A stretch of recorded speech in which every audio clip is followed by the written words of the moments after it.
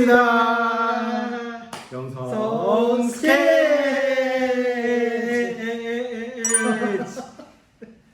네, 반갑습니다, 여러분. 네. 또 이렇게 오늘도 말씀으로 새롭게 되는 저번 주부터 쭉 말씀으로 네. 달려온 목사님과 제가 오늘도 여러분들을 찾아왔는데요. 네.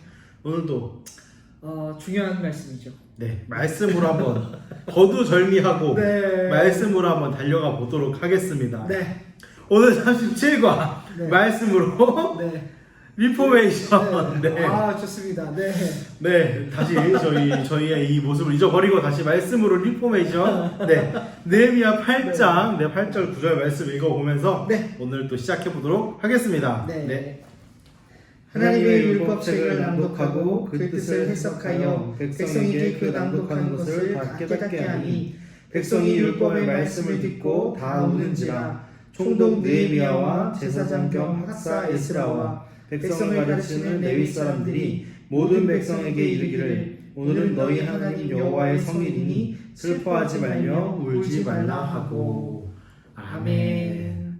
네, 오늘 제목은 말씀으로 리포메이션인데요. 네. 뭔가 살다 보면 우리가 네. 삶이 뭔가 마음에 안 들 때가 참 많잖아요. 그쵸. 아, 이대로는 안 되는데, 네. 이거 안 되는데 하면서 뭔가 갈아엎고 싶을 때, 뭔가 싹 지우고 새롭게 출발하고 싶을 때가 네. 있죠. 네. 목사님 혹시 있으셨어요? 저는 네. 수능 공부할 때 그랬어요. 이게 선택을 하잖아요. 사회 네, 탐구 막 이런 거를. 제가 그때 이제 국사를 선택했었는데, 국사가 이제 요즘이야 뭐 절대평가지만 이제 상대평가였던 시대여서 내가 왜 이랬을까 좀 다 엎어버리고 새로 이렇게 시작하고 싶다. 선생님이 이렇게 말씀하시니까 리셋하고 싶다. 잊고 싶었던 기억이 떠올라요. 저는 물리를 선택했었거든요. 네, 지금 생각해도 누군가에게는 꿀이지만 누군가에게는 혐오스러운데 이렇게 뭔가 살다 보면 이제 뭐 작은 것에서부터 큰 것까지 다 뭔가 개혁하고 싶고 뭔가 바꾸고 싶고 새롭게 하고 싶을 때가 있죠. 네. 그런데 이 새롭게 시작할 때 가장 필요한 것이 바로 오늘 말씀의 이야기입니다. 네. 우리가 지난주부터 연달아서 이 말씀이라는 주제를 갖고 가는데요. 그만큼 우리가 신앙생활을 하는 데 있어서 이 말씀은 아무리 강조해도 지나치지 않을 만큼 중요한 부분이 될 수 있다.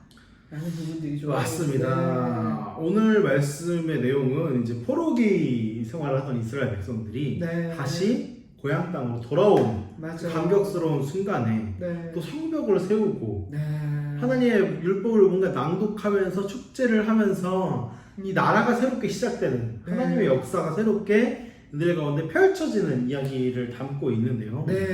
이렇게 이스라엘 백성들이 정말 어려운 시기를 겪었는데 다시 새롭게 시작한 이 순간에 하나님의 말씀을 이렇게 읽은 이유가 뭘까요, 목사님? 정말 이때 이스라엘 백성들의 그 모습들이 참 우리가 많이 본받고 신앙적으로 조금 도전을 받아야 되는 모습이 아닐까 이 생각들을 참 많이 해보게 됩니다. 물론 유대인들이 조금 영적인 시각들이 조금 이제 예수님을 바라보지 못했던 이런 조금 어두운 부분들도 있었지만 하나님의 말씀을 향해서만큼은 정말 대단하다는 생각이 참 많이 들어요. 당시에 이때 이 시기 때에 전사님께서 말씀 주신 대로 이스라엘 백성들이 포로기 바벨론 포로 시기 생활을 하다가 이 고렉스 왕 칙령으로 본국으로 이렇게 귀환하게 되잖아요.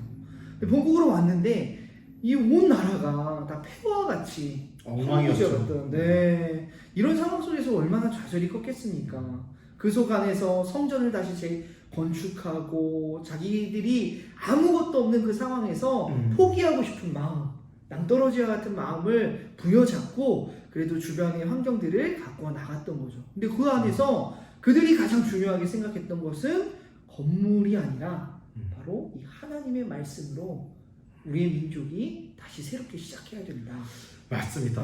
건물을 무너질 수 있지만 하나님의 말씀은 무너지지 않기 때문에 이스라엘 백성들은 과거의 실수, 과거의 본인들의 조상들이 잘못했던 것들을 다시 한번 새롭게 리셋하고 시작해보자라는 의미로 네.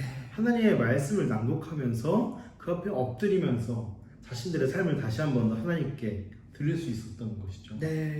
그래서 우리도 이걸 기억했으면 좋겠어요. 여러분들 삶 가운데 실패가 있을 수 있고 뭐 무너짐이 있을 수 있습니다. 네. 뭐 믿음에 있어서도 때론 믿음이 흔들리고 하나님을 떠나고 싶을 때도 있겠지만 그럴 때마다 무너지는 뭐 인간적인 것들, 세상적인 것들을 바라보는 게 아니라 하나님 말씀만을 바라보면서 네.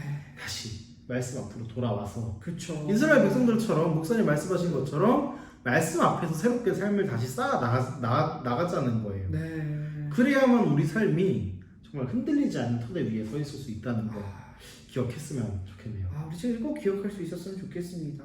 조사님 말씀 주신 대로 아무리 어렵고 힘든 상황에 직면했을지라도 그 안에서 내가 설령 넘어졌더라도 다시 한번 말씀으로 일어설 수 있는 우리 믿음의 중고등부 친구들이 됐으면 좋겠습니다.